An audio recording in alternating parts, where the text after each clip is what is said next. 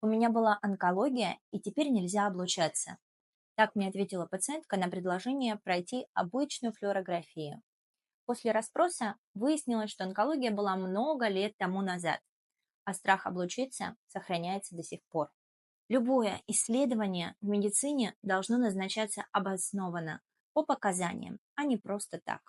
Конечно, этой пациентке можно и нужно было регулярно проходить флюорографию. Флюорография помогает нам снизить риски возможных последствий туберкулеза и выявить его на ранних стадиях.